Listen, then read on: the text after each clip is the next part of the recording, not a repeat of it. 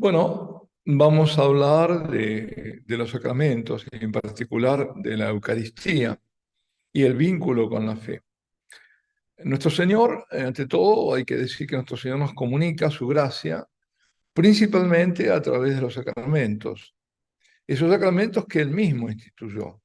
No son creaciones nuestras o de la Iglesia, sino que son los sacramentos instituidos por el mismo Señor. Los sacramentos son como fuerzas que brotan del cuerpo de Cristo, de ese cuerpo siempre vivo, vivificante, y como acciones del Espíritu Santo.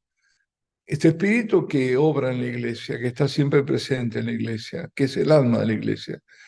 Y estas son los sacramentos, las obras maestras de Dios en lo que es la Iglesia, que es la nueva y eterna alianza, ¿no? La Iglesia tuvo que llegar a un momento en precisar, siempre los tuvo los sacramentos, pero a través del Concilio de Trento precisa, entre sus celebraciones litúrgicas, que hay 7 que son, en sentido propio del término, sacramentos. Sacramentos instituidos, repito, por el Señor, por los cuales el Señor nos comunica las gracias. ¿Y cuáles son? Bueno, vamos a repetirlo, yo sé que lo saben todos: bautismo, confirmación, Eucaristía, penitencia, es decir, la confesión, unción de los enfermos, orden sacerdotal y matrimonio. Y por ellos hay como una similitud con la vida biológica, ¿no? La vida, porque se nace a la vida de la gracia. ¿Cómo nacemos? A través del bautismo. Somos incorporados a la iglesia, nos volvemos hijos de Dios en el Hijo, crecemos espiritualmente, somos confirmados, crecemos en la fe a través también de las confesiones asiduas, somos sanados también por la confesión, preparados para la vida eterna, la Eucaristía, etc., ¿no? Ahora, los sacramentos son para la santificación de los hombres. Para eso son los medios de salvación y de santificación. También son para la edificación de la iglesia y, en definitiva, para dar culto a Dios. Son signos sensibles, es decir, los percibimos, ¿no? Los vemos, hasta lo gustamos o tocamos, y están constituidos por palabras y gestos, acciones. Y son signos que hay, por ejemplo, ¿no? El bautismo. Hay palabras, yo te bautizo, además hay lo que es materia y la forma, ¿no?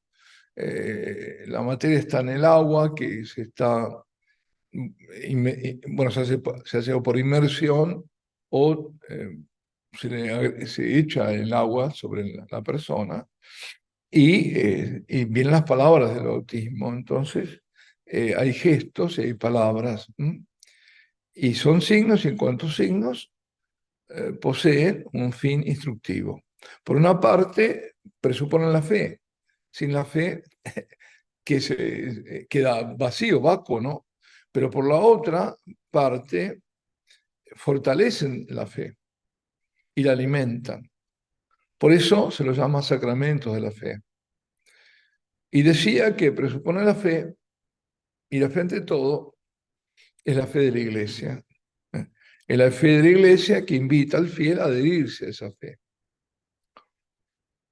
Entonces, vamos al culto. Vamos al culto. El culto, bueno, el culto es una palabra que se usaba antes, ahora usamos más la palabra liturgia, pero es lo mismo. La liturgia cristiana no solo recuerda los acontecimientos que nos salvaron, salvíficos, sino que los hace actuales, los hace presentes. El misterio pascual, ¿cuál es? El misterio de la pasión, la muerte y la resurrección de Cristo, se celebra, pero no se repite. Lo que se repiten son las celebraciones, pero no el misterio. El misterio es uno. Quedó ahí, clavado en la eternidad, por decirlo de una forma. Entonces se actualiza, se hace presente, pero no se repite. En cada una de las celebraciones, ¿qué ocurre? Hay una efusión del Espíritu Santo, porque ahí obra el Espíritu Santo, que actualiza el único misterio. Bien, no, espero no, no, es que hay que decir cosas que son fundamentales, recordarlas. No espero no agobiar con esto, porque ya vamos a ir a otro tema, ¿no? O más entrar en el tema de la Eucaristía. Pero es importante, algo muy importante, cuando la Iglesia celebra los sacramentos, confiesa la fe que recibió de los apóstoles. De ahí el antiguo adagio que lo habrán escuchado, yo lo he dicho muchas veces, lex orandi, lex credendi. Es decir, la ley de la oración es la ley de la fe. La ley de la oración de donde viene del culto. Es decir, el culto está manifestando la fe. También hay otro adagio que es legem credendi, lex statuat supplicandi. Es decir, la ley de la oración determina la ley de la fe. Pero bueno, la ley de la oración es la ley de la fe, es decir, la iglesia cree como ora. Es decir, la liturgia es, repito, reflejo de la fe. Ahí se tiene que manifestar. El culto celebra la verdad de la fe. En otras palabras, celebramos lo que creemos. La fe debe reflejarse en la liturgia. Ahí está. La tradición que tenemos siempre cuidado, ¿no? La santa tradición.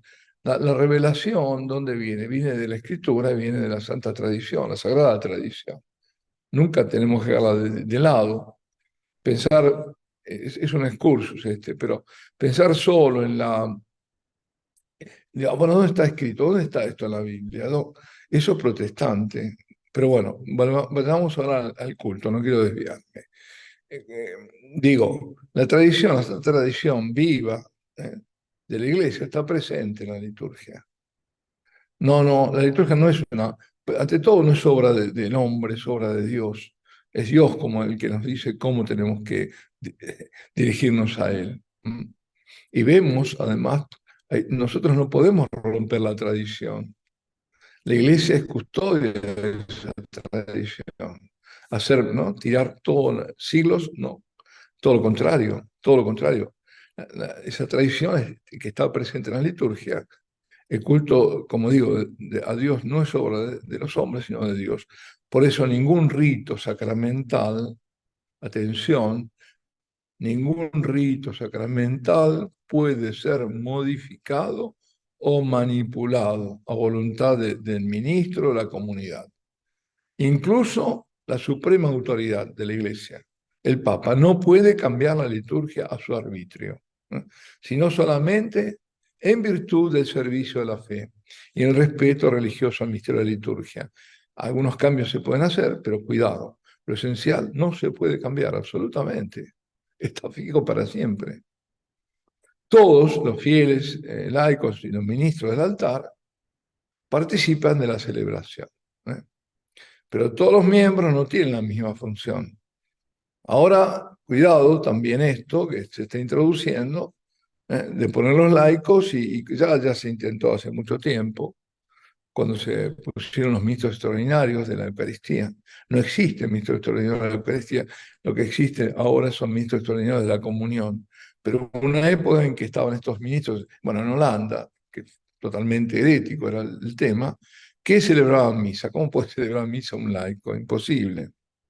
Es decir, algunos de los ministros son llamados por Dios y por la Iglesia a un servicio especial a la comunidad y de la comunidad. Y estos servidores son escogidos, son consagrados por el sacramento del orden.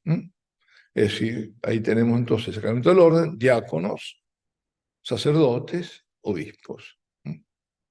El Espíritu Santo nos hace aptos para actuar representando a Cristo. Cristo cabeza, in persona Christi, en la persona de Cristo, para el servicio de todos los miembros de la Iglesia. Por eso en la Eucaristía, donde se manifiesta plenamente el sacramento de la Iglesia, donde es el sacramento de los sacramentos, es también en la presidencia de la Eucaristía, donde el ministerio del obispo aparece en primer lugar. Y en comunión con todo su presbiterio, con todos los presbíteros y los diáconos. Ahí está. La plenitud de sacerdocio la tiene el obispo. y luego, claro, los sacerdotes, pero siempre en unión a su obispo. Ahora, ¿cómo obran los sacramentos? Bueno, primero, celebrados dignamente en la fe, los sacramentos confieren una gracia y son eficaces porque quieren. ¿Por qué son eficaces? Porque actúa Cristo mismo. Cristo es quien bautiza, es quien actúa en los sacramentos, es el que comunica la gracia y lo hace a través del Espíritu. El Padre escucha siempre la oración de la iglesia de su Hijo. ¿Por qué? Pues el Hijo que está intercediendo, está hablando, digamos, en la iglesia y suplicando. Los sacramentos obran, atención, la palabra no asustarse, ex opere operato. Es decir, según las palabras mismas del Concilio de Trento, por el hecho mismo de que la acción es realizada. No requiere más, es decir, ya el sacerdote, por ejemplo, consagra y ya está. Dijo las palabras y ya se produjo, por más que sea un miserable. No es eso, es que obra por el hecho mismo de que hizo esa acción. Es en virtud de la obra de salvación de Cristo, esa obra que realizó una vez por todas. De ahí que se sigue que el sacramento no actúa en virtud de la justicia del hombre o de la santidad de lo que da o que lo recibe. No, sino por el poder de Dios. Es decir, también el que lo recibe es un pecador tremendo y por eso no va a desaparecer el Señor del sacramento de la Eucaristía. Va a estar, va a ser un sacrilegio, claro, eso es lo peor. En consecuencia, siempre que un sacramento es celebrado conforme a la intención de la Iglesia, cualquiera sea, uno piensa más en la Eucaristía, pero todos, el poder de Cristo, del poder de su Espíritu, actúa en él, en ese sacramento. Y por él, independientemente de la santidad personal del ministro, es Cristo que está ahí presente, aunque, como digo, sea despreciable y un gran pecador. Pero, por otro lado, los frutos de esos sacramentos, ahí sí dependen de las disposiciones del que los recibe. Es decir, de nuevo, ahora, es un pecador tremendo el sacerdote que consagró, pero la persona que lo recibe coopera, es consciente de lo que está participando y entonces ahí hay frutos. Si no es consciente, no habrá frutos. Si no opera, digamos, si no es consecuente y coherente a lo que está recibiendo, no habrá frutos. Ahora vamos a la Santa Misa. En la liturgia, sobre todo en la de los sacramentos, existe una parte que es inmutable. No se puede cambiar. ¿Por qué? Porque es una institución divina. Si mañana nos vinieran a cambiar las palabras de la consagración, eh, hubo cambios, porque hubo cambios, como se decía, por todos, o por todas las personas. Eso estaba mal, porque en realidad igual se hacía porque la iglesia no era que no había Eucaristía, había, pero realmente no era por muchos, es decir, en latín es pro multis. Entonces esa sangre derramada es por vosotros y por muchos. No sé, fue un mal cambio, un mal poner por todos, aunque había una razón que sí, es verdad que el Señor murió por todos, pero no lo aprovechan todos, están los que los rechazan, entonces es por muchos. Digo esto porque digo que hay cuidado, que hay una parte que es inmutable, entonces no se puede cambiar. Esto es muy sutil, pero hay que tener mucha atención. La iglesia es guardiana de todo esto y partes susceptibles de cambio, porque puede haber partes susceptibles de cambio, pero cuidado con los cambios, que por ejemplo no se cuelen en ellos sincretismos, como algunos pretenden, poner cultos paganos en la misa. Hasta esa misa, no sé, de Chiapas, ¿no? Me comentaban, el padre George Moore me lo comentaba justamente, de que hay una misa ahí que hasta matan gallos, qué sé yo. Es terrible, eso no es misa. ¿eh? O cambios en las palabras de la consagración, que son fundamentales, ¿no? Y sobre todo la Santa Misa hay una componente escatológica, quiere decir, del final de los tiempos y de la venida de Cristo, de la parusía. Hay una tensión hacia la parusía, aunque no nos demos cuenta, porque lo hacemos en automático, pero no nos damos cuenta. Pero la iglesia celebra el misterio de su Señor hasta que Él venga. Esto es una parte importante. Y hasta que Dios sea todo en todos. ¿Eh? Desde el tiempo apostólico, la liturgia es atraída hacia su término con el gemido del Espíritu, Maranatá, ven Señor Jesús. ¿Eh? Es decir, ya está recibiendo la, la, las arras de su herencia, participa ya en la vida eterna. Cuando celebramos la liturgia en la tierra, nos unimos a la liturgia celeste. Es decir, el cielo está presente y el Apocalipsis, por ejemplo, de San Juan, leído en la liturgia de la iglesia, nos revela, ante todo, un trono estaba erigido en el cielo y uno estaba sentado en el trono, en Apocalipsis 4. El Señor Dios dice, ese que está sentado en el trono.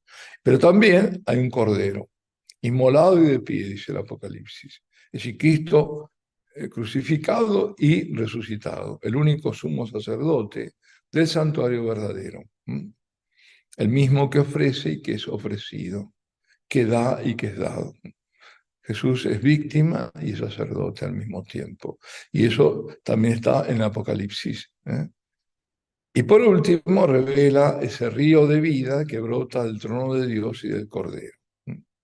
Es un símbolo bellísimo, ese río de vida del Espíritu Santo.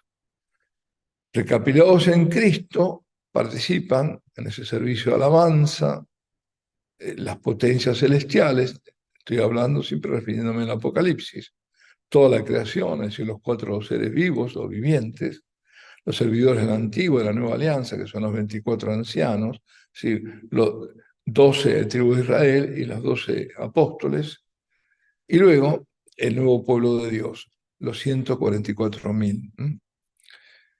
En particular los mártires degollados a causa de la palabra de Dios y la Santísima Madre de Dios, la mujer del Apocalipsis. Y finalmente dice una muchedumbre inmensa.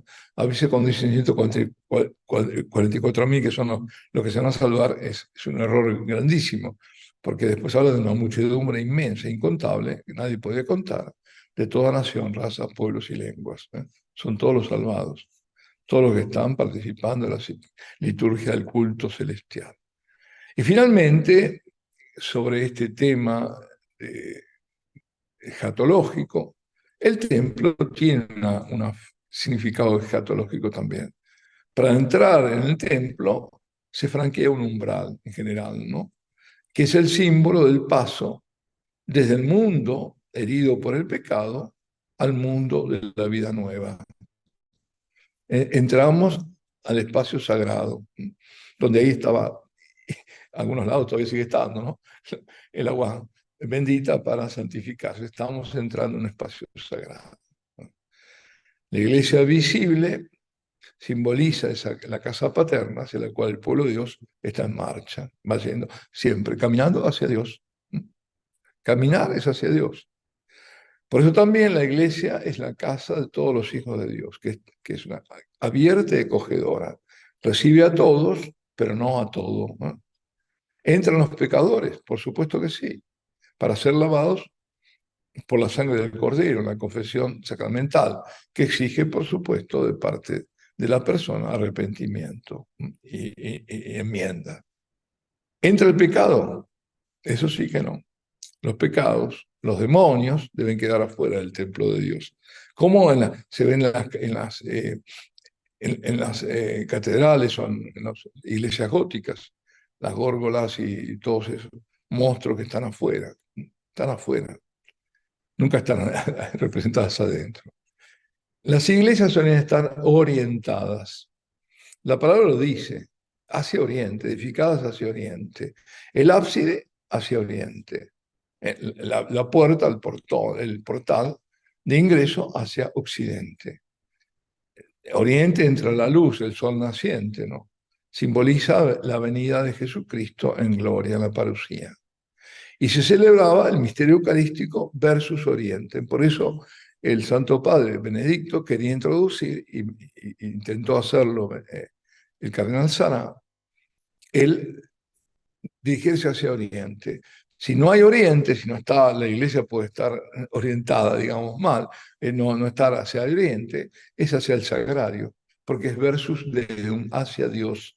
Es decir, todas las oraciones hacia Dios, no hacia el pueblo, sino que sacerdote y pueblo, todos hacia Dios, hacia Dios. En la celebración del bautismo, por ejemplo, ¿cómo era antes? La confesión de la fe era hacia Oriente y la renuncia a Satanás se giraban hacia Occidente. Es decir, renuncia a Satanás, creo en Dios, hacia Oriente, se daban vuelta todos y renunciaban a Satanás. Y el templo, por eso, tiene una significación escatológica. Muy bien. Vamos a la Eucaristía, entramos de lleno.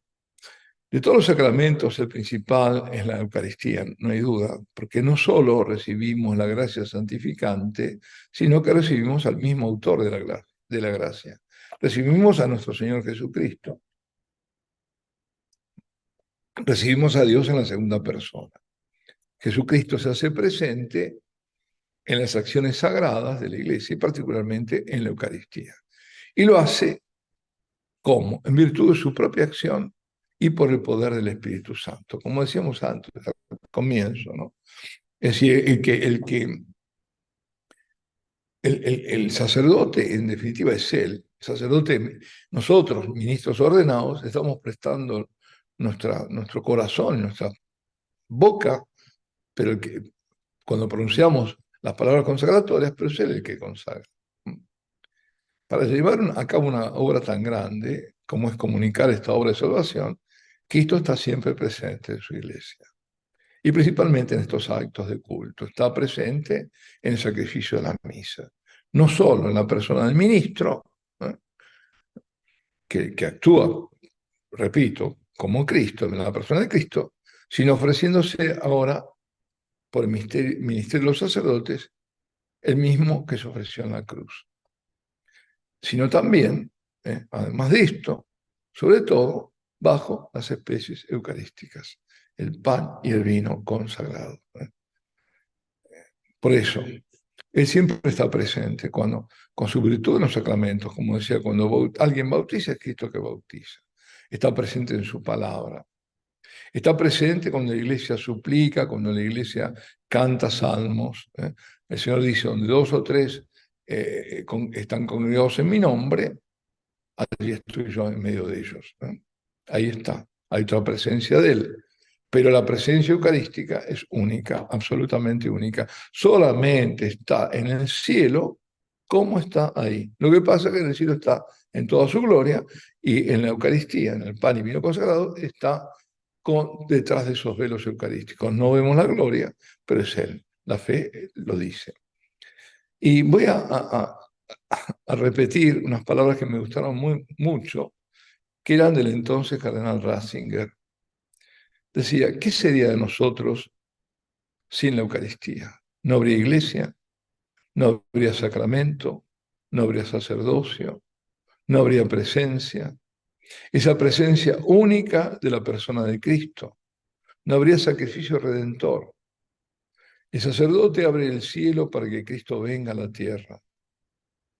El sacerdote no obra por sí mismo, sino que se ha revestido de Cristo. Y no solo por fuera, sino también y sobre todo por dentro. El Señor ha tomado posesión de él y él no se pertenece. Por eso el Señor actúa y obra por medio del sacerdote.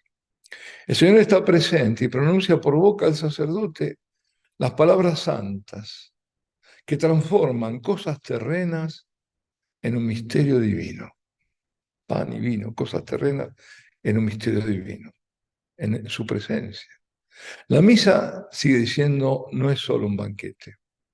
El sacrificio se hace presente en la misa. Él se hace presente.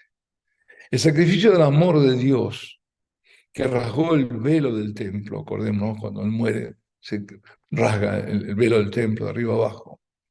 que partió en dos el muro que separaba a Dios y el mundo, eso es la misa. Este es el acontecimiento de la Eucaristía. Esta es su grandeza. La redención se hace presente porque el amor crucificado se hace presente. La lanza del soldado romano penetró en lo hondo del corazón de Dios. Cristo ha rasgado el cielo en la hora de la cruz y siempre lo vuelve a rasgar en la hora de la Santa Eucaristía. Magnífico. Parecen palabras magníficas y además con cierta poesía. Repito, el Señor está presente y pronuncia por boca del sacerdote las palabras santas que transforman cosas terrenas en un misterio divino. Es Cristo que obra utilizando un sacerdote y lo hace por el poder del Espíritu Santo. El sacerdote pronuncia las palabras de consagración sobre el pan, sobre el vino, ¿no? Primero invoca al Espíritu Santo, ¿no? Luego, bueno, en el canon romano no, ¿eh? O sea, hay otra forma de invocación, pero bueno, sobre el pan y el vino, esas cosas materiales dejan de ser, ¿no? Para transformarse en el misterio de la fe. Se dice sacramento de la fe al final de la consagración, o misterio de la fe, mysterium fidei, la presencia viva, real, sustancial del mismo Jesucristo en toda su humanidad glorificada y su divinidad. Y esa presencia sacramental, en estos signos del pan y del vino, tuvo un inicio, ¿cuándo fue? En el Jueves Santo. Ese es el momento en que en realidad nace la Iglesia. ¿Por qué? Porque nace la Eucaristía, que es el legado que Él da, que es su presencia en la Iglesia, y nace el sacerdocio juntamente, dos dones y dos misterios que nacen juntos. Sacerdocio para perpetuar el sacrificio de acuerdo al mandato del Señor, hacer esto en memoria mía. La Iglesia ha de recibir la fuerza del Espíritu Santo enviado del cielo en Pentecostés. Ahí el renacimiento es anterior, pero la fuerza donde sale la Iglesia al mundo a cumplir su cometido es en Pentecostés, claro. Pero en aquel momento, el Jueves Santo, está ya presente la salvación que obra el Señor al día siguiente con toda su pasión, que culminará en el Gólgota, cuando dirigiéndose al Padre diga, todo está cumplido. Y luego de entregar su espíritu, expire. La Santa Misa, entonces, es memorial de la pasión de Cristo y todo el acontecimiento pascual. De nuevo, decíamos, toda la pasión, la muerte y la resurrección. Cuando llegó su hora, vivió el único acontecimiento de la historia que no pasa. Todas las cosas de la historia pasan. El tiempo es irreversible, pasó, pero esto no. Jesús muere, es sepultado, resucita de entre los muertos, se sienta a la derecha del Padre, una vez por todas. Es un acontecimiento real, histórico, pero absolutamente singular, porque todos los demás suceden una vez y luego pasan, y son absorbidos por el pasado. El misterio pascual de Cristo, por lo contrario, no puede permanecer solamente en el pasado, pues por su muerte destruyó la muerte. Y todo lo que Cristo es y todo lo que hizo y padeció participa de la eterna, de la divinidad o de la divina eternidad y domina así todos los tiempos. Y en ello se mantiene permanentemente presente, pertenece a la eternidad. Y a través de esto trae hacia la vida verdadera. Por eso, y voy concluyendo, ante la presencia nada menos que divina del Hijo de Dios en la Eucaristía, el culto primero y exigido es la adoración. La adoración es una necesidad vital, signo de la gran apostasía imperante es la devastación litúrgica. A través de la devastación en el culto, sobre todo la Eucaristía, se liquidó la fe del pueblo de Dios. Hasta lo grotescamente blasfemo, donde se niega en los hechos y a veces también con las palabras todo gesto de adoración de los fieles. ¿Cómo se puede llegar a eso? ¿Cómo se puede llegar a un sacerdote que se disfraza de payaso. Bueno, no hablemos, no hablemos. Yo no quiero simplemente decir, ¿no?, que hemos llegado a lo inimaginable. ¿Mm? Y los sacrilegios cometidos por ministros de la iglesia son las indiferencias de fieles, de sacerdotes, ante este sacramento augusto. Pero también se niega, como digo, todo gesto de adoración, todo gesto que niegue el misterio, por la manera de comulgar, que comenzó con un indulto. También eso es fundamental. No es cuestión solo de que las manos tengan que ser consagradas para tocar el cuerpo de Cristo, que es así, para algo se consagra. ¿Mm? Hay todo el ámbito de lo sagrado, ¿no? Eso que sea, es fundamental en la antigua alianza y en la nueva alianza. Siempre ha sido fundamental. Pero además de eso, es el gesto vulgar con el cual yo voy a recibirlo. ¿No? Tomarlo caminando y de la mano es un gesto vulgar. Eso no me refleja de ninguna manera el misterio. Dejemos de lado también las partículas todo lo que, pero esto es fundamental, porque ahí a través de esto se ha negado el misterio. Comenzó todo esto como un indulto y que se extendió y ha influido grandemente en la pérdida de la fe en la presencia real. Hoy son muy pocos los que creen en la presencia real. ¿Cómo se puede creer? A Dios, ¿cómo lo vamos a tratar como se está tratando? Quiere decir que es un símbolo, que no es verdad. Eso es lo que se piensa. ¿Cómo es posible recibir al Rey de Reyes, al Señor de Señores, al Hijo de Dios vivo, de pie y en la mano? ¿Pero quién te crees que eres? Esto no es católico, sino protestante, con el serio y gravísimo agravante que los protestantes no están recibiendo al Señor, sino que celebran una memoria sin presencia real, porque no tienen sacerdocio, porque no tienen sucesión apostólica. Mientras que los católicos sí reciben a su Dios, es lo que decíamos antes. Esa es la tragedia, que Dios es el presente, es ex opere operato, simplemente porque ahí se hizo presente, aunque tú lo trates como lo trates. Y ahí está el sacrilegio. Por eso es imperativo adorar y volver al modo católico de celebrar y de recibir la comunión, donde se refleja el misterio. Comulgar de rodillas y en la boca, en señal de adoración y de recepción del don infinito de la Eucaristía. No es algo que yo me doy a mí mismo, sino algo que recibo de lo alto. ¿Mm? Y es alguien, no algo, alguien con mayúscula que recibo de lo alto. Y es también, se recibe en la boca el gesto del niño, a quien le dan de comer en la boca, porque debemos hacernos como niños si queremos entrar en el reino de Dios. Dicen un montón de barbaridades. Bueno, pero los apóstoles eran sacerdotes. ¿Qué me viene a hablar de que la recibían en la mano? ¿Y quién te dijo que recibían en la mano? Si en Oriente no es así, el Señor, cuando le da a Judas, se lo da en la boca. Haz lo que tiene que hacer, pronto. Así que esos son pamplinas, perdón.